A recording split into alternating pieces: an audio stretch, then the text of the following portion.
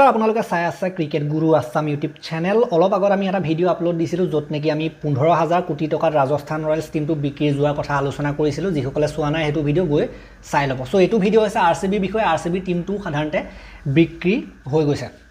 RCB টিমটো বিক্ৰী হৈছে 16,706 কোটি টকাত আইপিএলৰ ইতিহাসৰ আটাইতকৈ দামী টিম হিচাপে বৰ্তমান বিবেচিত হৈছে আৰচিবি টিমটো ইয়াৰ লগে লগে আৰু আমি যদি ক'বলৈ যাওঁ কি কাৰণে দামটো বাঢ়িলে আৰচিবি ডিফেন্ডিং চেম্পিয়ন আছিলে হেতুটো মেইন কথা হয় তাৰ লগতে যেটো মহিলা টিম হেতু দুবাৰকৈ WPL জিকিছে গতিকে মহিলা আৰু পুৰুষ টিম দুইটা টিমে বিক্ৰী গৈছে তেওঁলোকৰ গুটেই সাধাৰণতে টিমটো এজ এ টিম আৰচিবি বিক্ৰী গৈছে আমি যদি ক'বলৈ যাওঁ আৰচিবি টিমটো কথা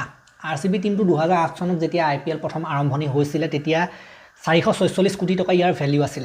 446 কোটি টকা আছিল হেতু টিমৰ দাম প্ৰথম আইপিএল আৰম্ভ হওঁতে আৰু এতিয়া চাওক সেই কোট 446 কোটি কোট 16,706 কোটি গতিকে কিমানৰ পৰা আহি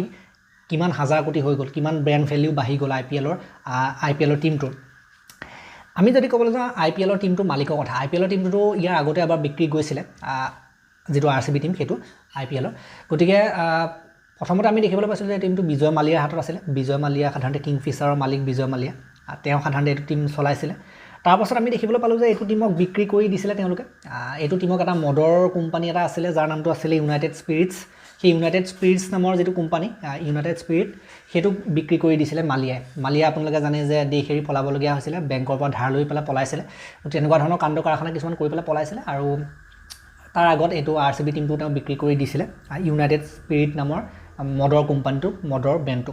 সো এইটো যেটো মদৰ ব্ৰেণ্ড আছিল এতিয়াও আইপিএল এইটো যেটো আইপিএল টিম আছিল এইটো বিক্ৰী কৰি দিয়া সিদ্ধান্ত গ্ৰহণ কৰিলে এতিয়া যেটো আইপিএল ট্ৰফি তেওঁলোকে জিকিলে এইটো যেটো মদৰ কোম্পানী আছিল ইউনাইটেড স্পিৰিটছ তেওঁলোকৰ আন্ডাৰতে জিকিছে আৰু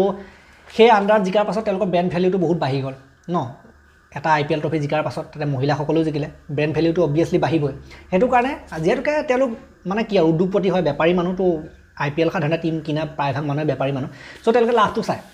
এটো মই আগতে আপোনালোকক হয়তো কৈছো কৰবা ভিডিও তেওঁলোকে লাভটো চাব তেওঁলোকে যদি ব্ৰেণ্ড ভ্যালু বাঢ়ি যায় তেওঁলোকে পইচাটো বহুত বেছি পাই যায় 2-3 গুণ 1000 গুণ যদি পইচা পাই যায় এনেওটো বেছিবলৈ চাবই কথা তেনেকুৱা হয় হেতু কাৰণে তেওঁলোকে আৰচিবি টিমটো যেটো হেতু কোম্পানী আছিল হেতুৱে বেছি দিলে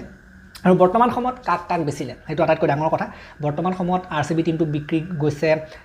চাৰিটাকৈ কোম্পানীয়ে কিনিছে অকল এটা কোম্পানী অকলে 16,000 কোটি টকা দি পেলাই কিনা নাই চাৰিটা কোম্পানী মিলি পেলাই এইটো টিম কিনিছে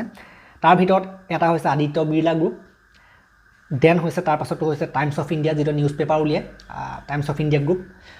দেন তাৰ পাছত বোল্ট বুলি এটা ভেঞ্চাৰ বোল্ট বুলি এটা কোম্পানী আৰু লগতে BXPE নামৰ এটা কোম্পানী গতিকে দুটা আমেৰিকান কোম্পানী দুটা ইণ্ডিয়ান কোম্পানী বোল্ট আৰু BXPE এটা আমেৰিকান কোম্পানী আৰু লগতে আদিত্য বিৰলা আৰু টাইমছ অফ ইণ্ডিয়া এটা হৈছে ভাৰতীয় আমাৰ ভাৰতৰ নিজৰ সাধাৰণতে কোম্পানী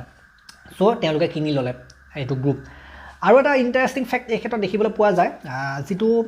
আদিত্য বিৰলা গ্ৰুপৰ বৰ্তমান সময়ত ডাইৰেক্টৰ তেখেতৰ নাম আৰ্যমান বিৰলা এটা সময়ত ক্ৰিকেট খেলুৱৈ আছিল তেওঁ ৰাজস্থান ৰয়েলছৰ কাৰণে 2018 চনত ক্ৰিকেট খেলিছিল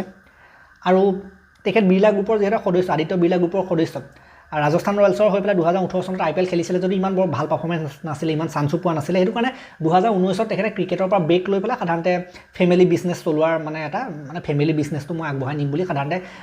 বিজনেছত সোমাই পৰিছিল আৰু আদিত্য বিৰলা গ্ৰুপত তেখেতে বৰ্তমান ডাইৰেক্টৰৰ ভূমিকা পালন কৰি আছে আৰু সেইজনে যিজনে এটা সময়ত 2018 চনত আইপিএলত খেলিছিল বিৰাট কোহলি এগেইনষ্টত সেইজন আহি পেলাই এতিয়া যেটো আৰচিবি টিম সেই আৰচিবি টিমটো সাধাৰণতে বৰ্তমান তেওঁ চেয়াৰম্যান বুলি জানিব পৰা গৈছে তেখেত চেয়াৰম্যান হৈছে নতুন যেটো কমিটি হ'ব তাৰ চেয়াৰম্যান সভাপতি মেইন মানে অধ্যক্ষজন তেখেতেই হ'ব আৰচিবি টিমটোৰ আৰ্যমান বিৰলা আৰু ভাল কথা যে এজন ক্ৰিকেট খেলা প্লেয়াৰ এজন আইপিএলত খেলা প্লেয়াৰে আহি পেলাই অৱশেষত আহি এই টিমটোৰ গুৰু দায়িত্ব সম্ভালিছে এটো ভাল কথা সাধাৰণতে আৰু সেইখিনি আছিল কথা আমি আশা কৰিছো যে নতুন গ্ৰুপৰ আন্ডাৰত নতুন মালিকৰ আন্ডাৰত আৰচিবি টিমটোৱে আৰু বেছি উচ্চতালৈ যাওক তাকে আশা কৰিম আৰু বেছি আইপিএল ট্ৰফি জিকক তাকে আশা কৰিম এই ভিডিওটো মই ইমানতে সমাপ্ত কৰিলো ভাল লাগিলে যদি লাইক কৰিবা শেয়াৰ কৰিবা চেনেলটোলৈ নতুনকৈ আহিছে যদি সাবস্ক্ৰাইব কৰি ঘণ্টাটো দবাই থৈ যাবলৈ নাপাৰিব লগতে হাইপ দি দিব তেতিয়ালৈকে আৰু এটা নতুন ভিডিও লনা প্ৰতিদিনে মই বিদায় মাগিছো ধন্যবাদ